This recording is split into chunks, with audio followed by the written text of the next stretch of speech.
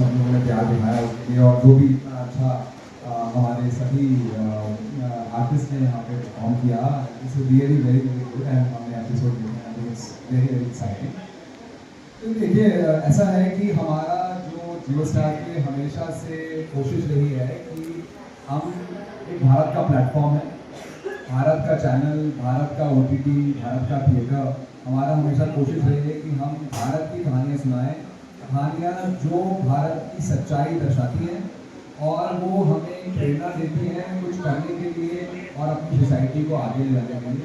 तो इस शो में भी जो प्रेरणा हमको आई वो इससे थी कि हमने आपस में देखा जब हम in our family also life also there are challenges, there are communication gaps, there differences create हो जाते हैं और उनका कोई परिस्थितियाँ होती हैं, उनका रीज़न आदमी की कभी कोई इंटेंशन नहीं होती। जैसा हमने यहाँ पे देखा इस शो में भी कि जो परिस्थितियाँ थी जिनकी वजह से एक परिवार बढ़ गया और उन परिस्थितियों का और उन समस्याओं का निवारण सिर्फ समय और आपस में बैठकर ही हो सकता है। आई थिंक इस शो की प्रेरणा हमको वहीं से आई कि ऐसा हमारे समाज में होता है और हमें एक एंटरटेनिंग मैनर में इस शो को दिखाना चाहिए। And that is where our attempt has been, and I am extremely thankful that what a wonderful performance and effort and enthusiasm everyone has shown on the show. I'm really very glad. आलू sir मैं एक और question आपसे पूछना चाहता हूँ, इस साल में कलर्स रिलीज है, क्या कह सकते हैं?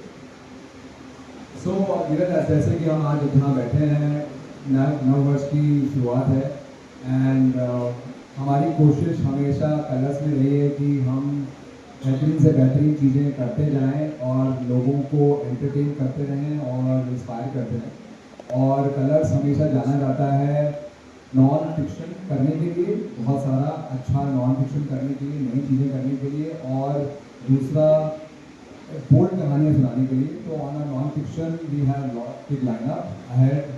हमारा लाफ्टर शेफ जो एक ही बहुत ही बड़ा शो है और आज हिंदुस्तान में सबसे बड़ा नॉन फिक्शन शो है वो चल रहा है। इसके बाद हम एक नया शो ला रहे हैं द 50। हो सकता है बहुत से लोगों ने यहाँ पे उसका प्रमोशन देखा हो। 50 एक बड़ा ही रोमांचक शो है जिसमें 50 सेलिब्रिटीज़ एक साथ होते हैं और उनके साथ क्या एंटरटेनमेंट किया जाता है वो है। उसके बाद हम खतरों के खिलाड़ी का नया सीज़न लेके आ रहे हैं और non fiction. On the show perspective Mahadev हमने लॉन्च किया है इस हफ्ते। इसके बाद एक बाप बेटी की कहानी है जो भी एक आज सच्चाई है हिंदुस्तान की। आज भी हिंदुस्तान में किसी भी कचरे के डब्बे में कोई बच्चा मिलता है तो लड़की अधिक चांसेस ये है कि उसमें लड़की हो। तो हमारी कोशिश है उस शो के द्वारा एक कहानी सुनाने की, एक लड़की की। उसको उसकी फैमिली ने हमेशा सोचा कि लड़की की आवश्यकता नहीं है और वो लड़की कैसे अपनी हिम्मत से अपनी जगह बनाती है फैमिली में और अपने पिताजी का दिल जीतती है। वो कहानी जिसका नाम है मोनोरागम, वो हम लॉन्च करने जा रहे हैं अगले कुछ महीनों में।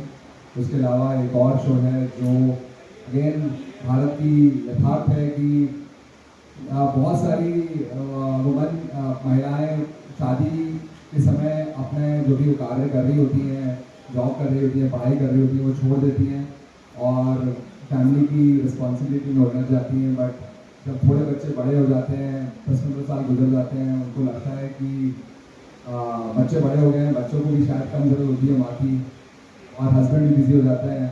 उनको लगता है कि अब उनका क्या वैल्यू है। तो ये ऐसी और भी कहानी है जो डॉक्टर भी बनना चाहती थी बट उसने सब कुछ छोड़ दिया और वो कैसे अपनी लाइफ को सेटबैक से कम बैक करती है।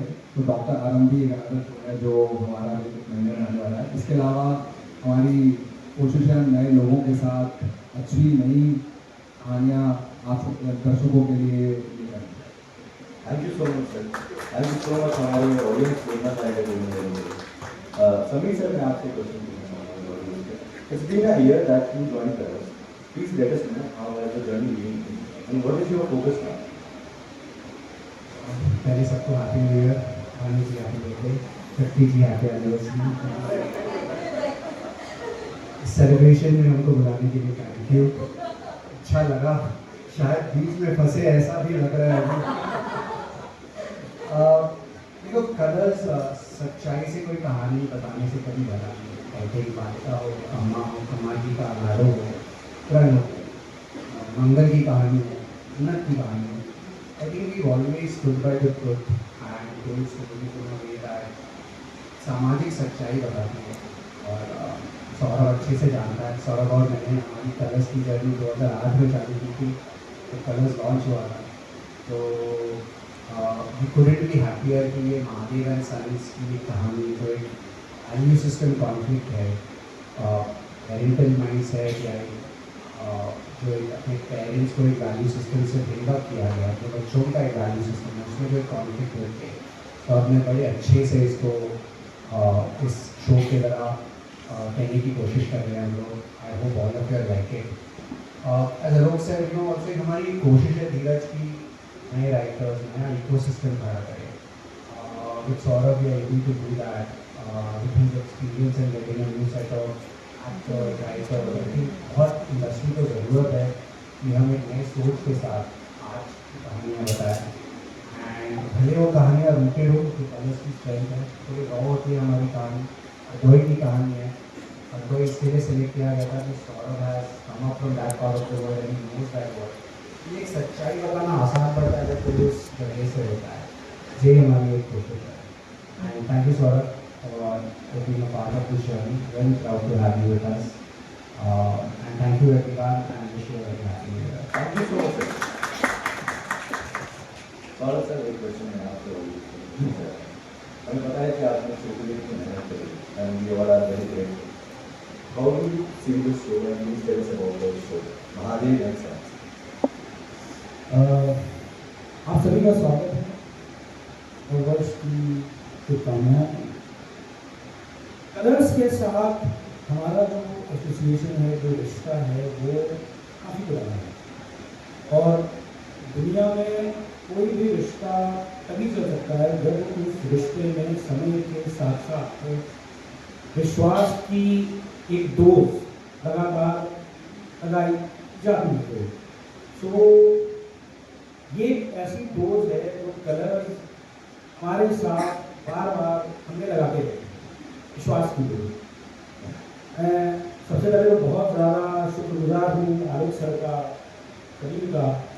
आलोक सर ने पिछले 3 साल में ये हमें दूसरा मौका दिया है, दूसरी बार वो विश्वास दिखाया है हम पर, कहानी को एक दुनिया को दिखाने का, एक कहानी को सुनाने का। और कहीं ना कहीं as a team it is our responsibility that we deliver our best. और वो पूरी है कि लोगों को एक बार फिर से जो कहानी हम सुनाना चाहते हैं, दिखाना चाहते हैं, जिन रिश्तों के बारे में बताना चाहते हैं, वो लोगों को पसंद आएगा। वो पहली बात। दूसरी चीज़, महादेव एंड सन्स क्या है, उसमें क्या यूनिक है, क्या अलग है। देखिए, हम सब के परिवार में किसी ना किसी पीढ़ी में कोई ना कोई एक शख्स हुआ है जो कि महादेव की तरह रहा है।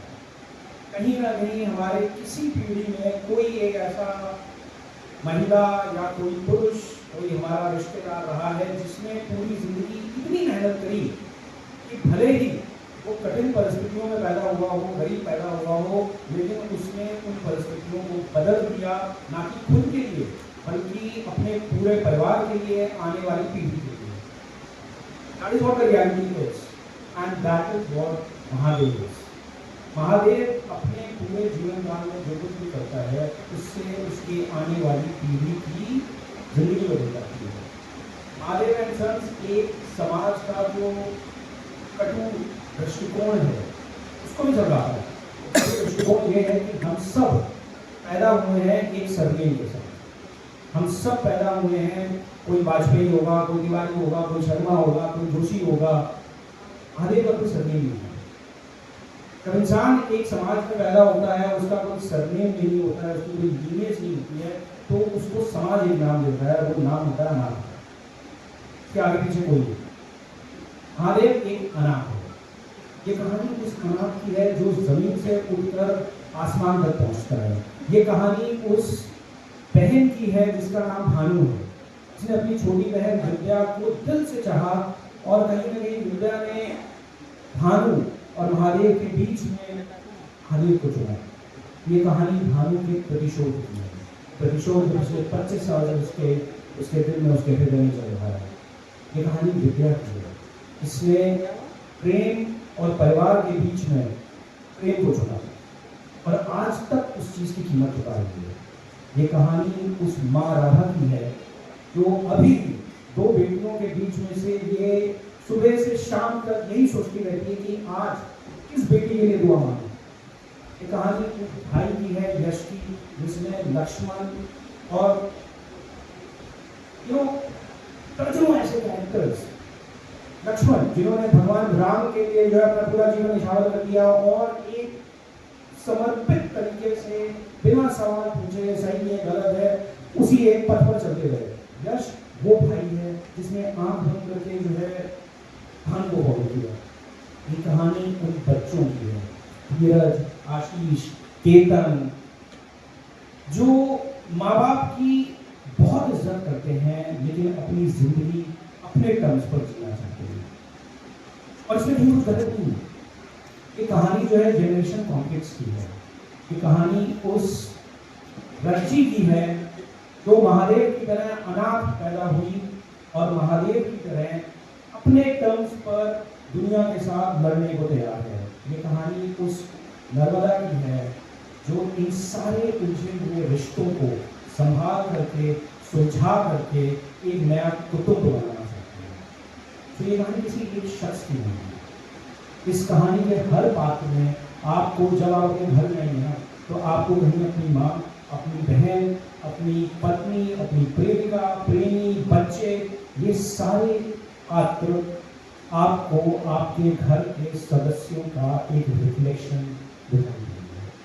सो ये है महादेव एंड सन्स। और अंत में मैं 2 लोगों का शुक्रिया अदा करना चाहूँगा, मेरे बिजनेस पार्टनर्स केवल सेठी जी, सुमित चौधरी, बिकॉज आप कोई भी विजन सोच लीजिए, किसी भी तरीके का शो सोच लीजिए, कोई भी कहानी बता लीजिए, अगर आपकी टीम और आपके लोग जो उस चीज को एग्जीक्यूट करने वाले हैं वो आपके साथ बिना किसी कंडीशन के खड़े हैं, तो ही आप उस कहानी को कह पाएंगे।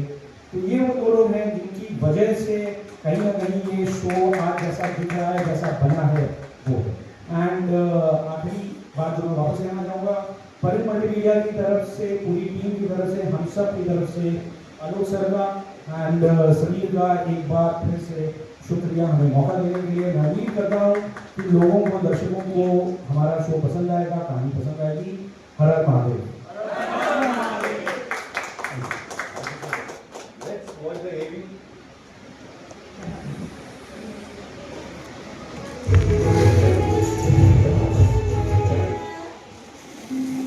ईश्वर, हम दोनों बहनों का प्यार शुक्ल पक्ष के चांद की तरह हमेशा बढ़ता रहे और हम दोनों के बीच कभी कोई ना आए, ना अपना ना पराया।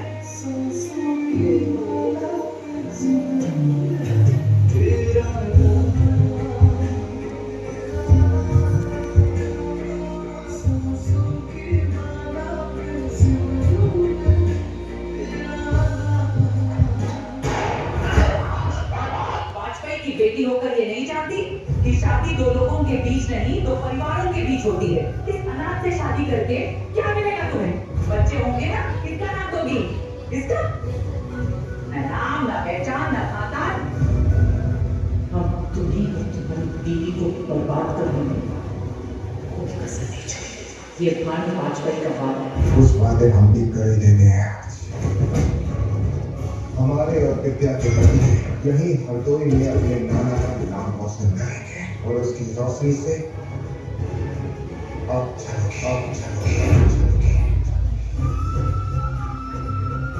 सर आप ही कमाल है, आप मालिक हैं इस मिल। फिर भी हर रोज सुबह 5 बजे उठ के आते हैं, फिर बाकी वर्कर्स की तरह काम पे लग जाते हैं। आज भानु दीदी का जन्मदिन है और 25 साल हो जाएंगे कि हम उनको आज के दिन बधाई तक नहीं दे पाएंगे। अब आप सभी लोग अपने अपने घर जाकर आगे के जीवन में दुख, कलह, अशांति की प्रार्थना कीजिए। और अगर आप लोगों की प्रार्थना सफल नहीं हुई तो उसी ईंट से अपनी किस्मत का सिर फोड़ दीजिएगा। हम या हमारे परिवार में हमारी शादी की सालगिरह कोई नहीं मनाते। हमारे पापा से किसी ने कहा था ना कि उसका नाम नहीं है, उसका खानदान नहीं है, उसकी कोई पहचान नहीं है। Really? आज महादेव अपने आप में एक पहचान है। अब आपको 25वीं सालगिरह बहुत मुबारक।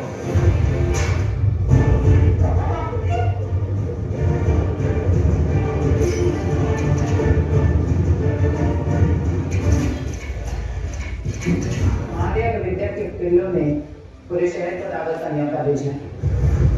जाओ पूरे शहर को खबर कर दो कि महादेव के घर की दावत खाने से पहले सरदार वाजपेयी के हैप्पी बर्थडे का केक खाने आए। इस शहर ने और इस शहर के लोगों ने भानु जीजी के परिवार और हमारे परिवार के बीच में से भानु जीजी के परिवार को चुना है। जानती है क्या है? क्योंकि भानु जीजी के नाम के आगे लिखा है वाजपेयी और हमारे नाम के आगे अनाथ। एक दिन आएगा महादेव जब तुम्हारे इन लावारिस लफंगे लड़कों में से कोई एक तुम्हारे परिवार के पेट में भी खंजर घोंपेगा। जिस दिन तेरी बहू आएंगी उस दिन महादेव के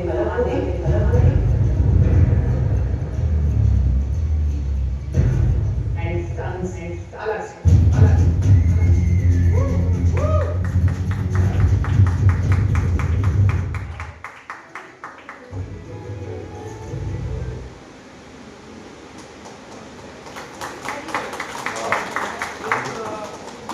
एक चीज के लिए माफी चाहूंगा, एक कैरेक्टर में रिलीज करना रह गया था। ये प्रिया है, ये तीनों भाइयों के बीच में बहन है। इसके जीवन की त्रासदी ये है कि ये बिलोंग करती है महादेव फैमिली को, मगर इसकी शक्ल भानु के बचपन की शक्ल है क्योंकि वो रिश्ते में मासी है। तो ये कॉन्फ्लिक्टेड कैरेक्टर है, but I want to just introduce her. I am really sorry, I forgot. मेरे महादेव मेरी सुन ली थी इतना प्यारा प्रोमो हमने देखा है। Let's make a picture together. Thank you so much sir.